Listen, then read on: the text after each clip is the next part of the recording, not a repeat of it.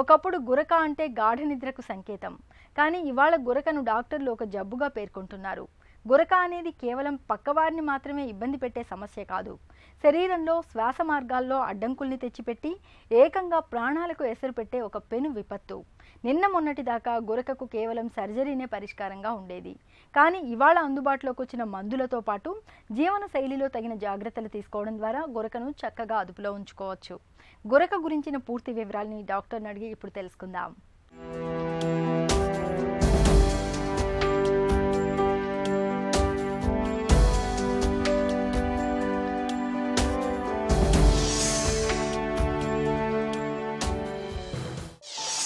గురక అంటే ఏంటి, ఎందుకొస్తుంది? Obstructive sleep apnea syndrome అండి. ఈ అబ్స్ట్రక్టివ్ స్లీప్ యాప్నియా సిండ్రోమ్ని సింపుల్గా మనం ఏమనొచ్చు అంటే గురక అంటాం అనమాట. ఈ గురక వచ్చిన వాళ్ళందరికీ అబ్స్ట్రక్టివ్ స్లీప్ యాప్నియా సిండ్రోమ్ ఉంటుంది అనమాట. ఈ లెవెల్ ఆఫ్ సివిరిటీ చాలా డిఫరెన్స్ ఉంటుంది.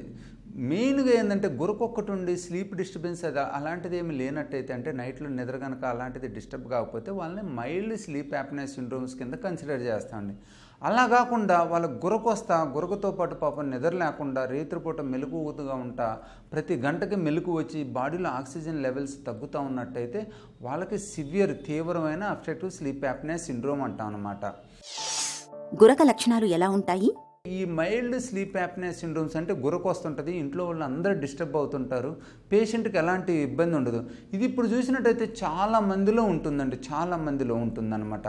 పిల్లల కానుంచి మిడిల్ ఏజ్ కానుంచి కూడా ఓల్డ్ ఏజ్ పీపుల్లో ఏ ఏజ్ చూసినా కూడా దీన్ని ఇంక్రీజ్ అయిందనమాట. అట్టనే మనం ఇంకోటి చూసినట్టయితే severe obstructive sleep apnea syndrome. ఇది బేసిక్గా ఏంటంటే నిద్ర డిస్టర్బ్ అవుతా బాడీ ఆక్సిజన్ లెవెల్స్ తగ్గుతూ ఉంటాయి అన్నమాట. వీళ్ళు డే టైం కూడా ఏ పని మీద ఫోకస్ చేయలేరు, డ్రైవింగ్ చేయలేరు, వర్క్ ఫోకస్ చేయలేరు, కూర్చొని ఎప్పటికప్పుడు నిద్రపోతూ ఉంటారు. వీళ్ళకి దేని మీద ఫోకస్ ఉండదు. పిల్లలైతే క్లాసుల్లో వినరు, క్లాసులు టీచర్ చెప్పేటప్పుడు వీళ్ళు పరధ్యానంలో ఉంటామో నిద్రపోతూ ఉంటామో చేస్తూ ఉంటారు. అట్నే ఆఫీసులో చాలామంది కూర్చొని నిద్రపోతూ ఉంటారు. చాలామంది డ్రైవింగ్ చేసేటప్పుడు కూడా ఈ నిద్ర వచ్చి యాక్సిడెంట్లు చేసే అవకాశం ఉంటుంది అనమాట.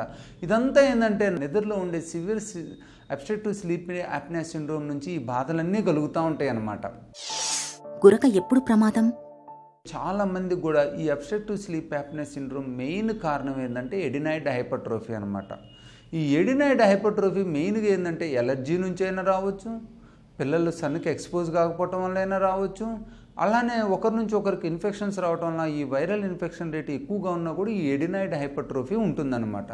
సాధారణంగా పిల్లల్లో మనం ఈ ఎడినాయిడ్ టాన్సిల్ని కన్సిడర్ చేసుకుంటామండి. మిడిల్ ఏజ్కి వచ్చినట్టయితే మెయిన్గా మనం చూసినట్టయితే సాఫ్ట్ ప్యాలెట్ ప్రాబ్లం ఒకటి ఉంటుందండి. ఈ కొండనాలిక పక్కన ఉన్న ప్యాలెట్ ఏమవుతుందంటే ఇళ్ళల్లో ఎక్కువ ఎక్సర్సైజ్ చేయకపోయినా, ఫ్యాట్ ఎక్యుములేషన్ ఎక్కువ ఉన్నా, ఒబేసిటీ అలాంటిది ఉన్నా కూడా వాళ్ళకి అది లావ్ అయిపోయి రేత్రి నిద్రలో వెనక్కి వాలిపోతూ ఉంటుంది. వాళ్ళకి టోనప్ కాదనమాట.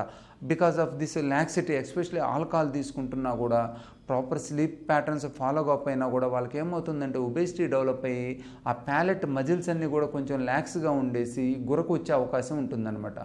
మోర్ ఇంపార్టెంట్ వీళ్ళల్లో ఏంటంటే ఇంకోటి ఎపిగ్లాటిక్ పెథాలజీ అండి. ఎపిగ్లాటిస్ ప్రాబ్లం ఉన్న వాళ్ళకి ఏమవుతుందంటే ఆ పనుకున్నప్పుడు ఆ ఎపిగ్లాటిస్ ఫాల్ అయిపోయి లారెన్స్ని మూచి ఫోర్సిబుల్గా ఎయిర్ తీసుకోవాల్సి వచ్చి ఆ సౌండ్ వస్తూ ఉంటుంది అనమాట. ఇది very very very very important finding అనమాట. చాలామంది ఏంటంటే సిప్యాప్ మిషన్స్ వాడుతూ ఉంటారు, అయినా కూడా వాళ్ళకి తగ్గకుండా గురక అనేది ఎక్కువగా ఉండి డిస్టర్బ్ అవుతూ ఉంటారు.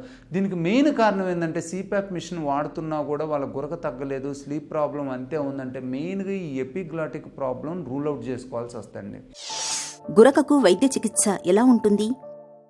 మెయిన్గా మనం డయాగ్నోస్ ఏం చేస్తామంటే ఈ అబ్స్ట్రక్టివ్ స్లీప్ యాప్నియా సిండ్రోమ్కి ఫస్ట్ ఎండోస్కోపిక్ ఎవాల్యుయేషన్ చేసుకుంటామండి. ఓపీడీలో ఉన్నప్పుడు పేషెంట్ వచ్చినప్పుడు ముక్కుని గొంతుని మంచిగా ఎండోస్కోపీతో ఎగ్జామినేషన్ చేసుకుంటే మనకు ముక్కులో బోను వంకర ఉందా, కండ పెరిగిందా, పాలిప్స్ అలాంటివి ఏమైనా ఉన్నాయా, ఎడినాయిడ్ పెరిగిందా, టాన్సిల్ కూడా పెరిగిందా, ఎపిగ్లాటిక్ ప్రాబ్లం ఎట్టుంది, రెండు పక్కల ఫెరింజిల్ వాల్స్ ఎలా ఉన్నాయి, ఇవన్నీ కూడా మనకు చాలా క్లియర్గా తెలుస్తుంది అనమాట. వన్స్ మనం కన్ఫర్మ్ చేసుకున్న తర్వాత ఒక్కోసారి ఇంకేదన్నా డౌట్ ఉంటే మనకి లెవెల్స్ ఆఫ్ ఏరియా సబ్స్ట్రక్షన్ తెలియనట్టయితే డ్రగ్ ఇండ్యూస్డ్ స్లీప్ ఎండోస్కోపీ అనేది చేస్తూ ఉంటారు. ఈ డ్రగ్ ఇండ్యూస్డ్ స్లీప్ ఎండోస్కోపీలో ఏం చేస్తామంటే పేషెంట్కి ఆర్టిఫిషియల్గా నిద్రనిచ్చి మత్తు మందుతోటి ఆ ఫ్లెక్సిబుల్ ఎండోస్కోప్ ద్వారా ముక్కుని గొంతును అంతా పరీక్ష చేస్తాం.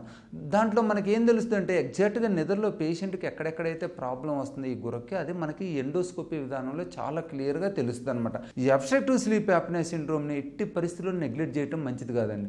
ఎందుకంటే మనం ఇది అబ్స్ట్రక్టివ్ స్లీప్ యాప్నియా సిండ్రోమ్ కనుక ఎక్కువ రోజులు ఉన్నా, సివియర్గా ఉన్నా కూడా వీళ్ళకి పల్మనరీ హైపర్ టెన్షన్ వచ్చే ప్రాబ్లం ఉంటుంది, కార్డియోమెగలీ, హార్ట్ ఫెయిల్యూరు, హార్ట్ ఎన్లార్జ్మెంట్, ఈ ప్రాబ్లమ్స్ వస్తాయి అన్నమాట. మనం కనుక ఇవన్నీ ఎక్కువగా కనుక వచ్చినట్లయితే దానికి తర్వాత లంగ్ ట్రాన్స్ప్లాంట్, హార్ట్ ట్రాన్స్ప్లాంట్ తప్పితే వేరే ప్రాబ్లం లేనంత సివియర్గా వస్తుంది అనమాట. ఈ హార్ట్ లంగ్ ప్రాబ్లంతో పాటు ఈ ప్రాబ్లం ఉన్న వాళ్ళకి obstructive sleep apnea syndrome diabetes incidence కూడా ఎక్కువ ఉంటుంది, వాళ్ళకి స్ట్రోక్ అటాక్స్ కూడా ఎక్కువ వచ్చే అవకాశం ఉంటుంది అనమాట. మనం దీన్ని డయాగ్నోజ్ చేసుకున్నట్టయితే చాలా సింపుల్గా ట్రీట్మెంట్ ఇవ్వచ్చండి. మెయిన్గా అబ్స్ట్రక్షన్ స్లీప్ యాప్నియా సిండ్రోమ్ అంటే అబ్స్ట్రక్షన్ వల్ల స్లీప్ యాప్నియా అవుతుంది. ఈ అబ్స్ట్రక్షన్ ఎక్కడెక్కడ ఉందనేది మనకి ఎండోస్కోపీలో చాలా క్లియర్గా తెలుస్తుంది అనమాట. వీటిని కనుక మనం చూసుకొని కోయాబులేటర్ టెక్నాలజీ ద్వారా కానీ, లేజర్ టెక్నాలజీ ద్వారా కానీ మనం వీటిని జాగ్రత్తగా ఈ అబ్స్ట్రక్టివ్ ప్రాబ్లమ్స్ని రిలీవ్ చేసినట్టయితే పేషెంట్కి మంచిగా గాలి వచ్చి 100% వాళ్ళు సాటిస్ఫాక్టరీ లైఫ్ని లీడ్ చేస్తారండి. గురకను నివారించుకోవచ్చా? పేషెంట్కి ఏదన్నా ఒబేసిటీ ఉంటే, ఎక్సెసివ్ వెయిట్ ఉంటే మటుకి వాళ్ళని ఆ ఒబేసిటీని కంట్రోల్ చేసుకోమని, ఎక్సెసివ్ వెయిట్ని తగ్గించుకోమని చెప్పాలన్నమాట.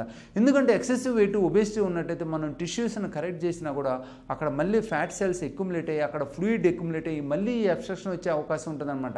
ఎస్పెషల్లీ నెక్ రీజియన్లో, pharyngeal wall, around the pharyngeal wall. So మనం ఆపరేషన్ చేసిన తర్వాత పేషెంట్కి వెయిట్ రిడ్యూస్ కమ్మటం చాలా ఇంపార్టెంట్ అండి. ఎస్పెషల్లీ మైల్డ్ కనుకుంటే ఓన్లీ సాఫ్ట్ ప్యాలెట్ ఫ్లాక్సిటీ ఉన్నట్టయితే మనం ఆ సాఫ్ట్ ప్యాలెట్ ఎక్సర్సైజ్ చేసి కూడా మనం గురకను తగ్గించుకోవచ్చు అనమాట. సో మనం ఇమీడియట్గా డాక్టర్ని సంప్రదించినట్టయితే మనకున్న సివిరిటీ ఆఫ్ ప్రాబ్లంని బట్టి నంబర్ ఆఫ్ టెస్ట్ చేసుకొని ప్రాపర్గా డయాగ్నోస్ చేసి దాన్ని సింపుల్ ఎక్సర్సైజ్లతో తగ్గించగలమా, లేదా వెయిట్ రిడక్షన్తో తగ్గించగలమా, లేదా ఆపరేషన్ చేసి లేజర్ ద్వారా, కోయాబులేటర్ ద్వారా చేసి మనం ఆ ప్రాబ్లమ్ సాల్వ్ చేసుకున్నట్టయితే మీకు ఫర్దర్ ప్రాబ్లమ్స్ హార్ట్ మీద, లంగ్స్ మీద కానీ, బ్రెయిన్ మీద కానీ ఎలాంటివి లేకుండా మీరు మంచిగా ఉంటారు. గురకను అదుపులో ఉంచుకోవడానికి జీవన శైలిలో తగిన జాగ్రత్తలు తీసుకోవాలి.